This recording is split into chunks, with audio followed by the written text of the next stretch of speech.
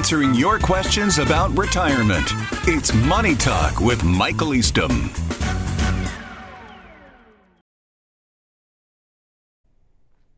My husband and I have managed to save $450,000 each in our 401k's, and we are 66, planning to retire this year or next.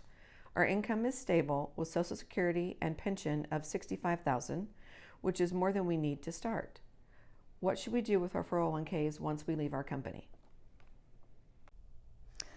Well, the old 401k question. What do I do with my 401k when I retire? I get this question quite frequently. And every situation is going to be a little bit different except for one primary nuance. The best option, generally speaking, is when you retire from your company to roll your 401k out into an IRA.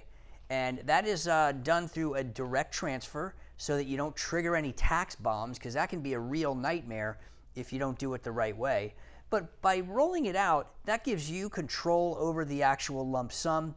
You can actually determine what are the investments I'm going to put in. You can determine the amount of risk and get really into the weeds with what is important to you about how you manage that money. I hear a lot of times people say, well, my 401k has been doing really well, so I'll probably just leave it at my company. Well, listen, 401ks are really designed for folks who are in their 20s and 30s and maybe 40s. But they're not really a good place for your money when you approach retirement or you're in retirement. They're typically limited in the types of investments that you can use. Many times it's mutual funds, maybe some ETFs. Occasionally you have some stocks that you can use, maybe in a self-directed account. But remember, when you approach retirement or you enter retirement, you can't take the risk that you could when you were 20 or 30 years old. You don't have the time to recover if the market drops by 30 or 40%. So what can help you in that regard is by reducing the risk or managing the risk better outside the portfolio in things that you can't necessarily invest in.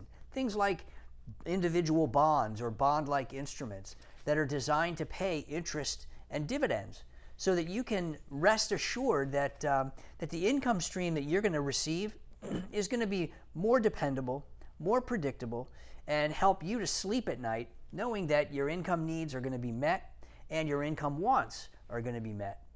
A lot of things that go into that, but of course, we'd be happy to talk to you in more detail to help set you on the road to a stress-free retirement.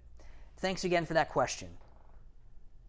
If you've got a financial question you'd like to have answered, click on the link below to submit your question. You may hear your answer on an upcoming edition of Money Talk.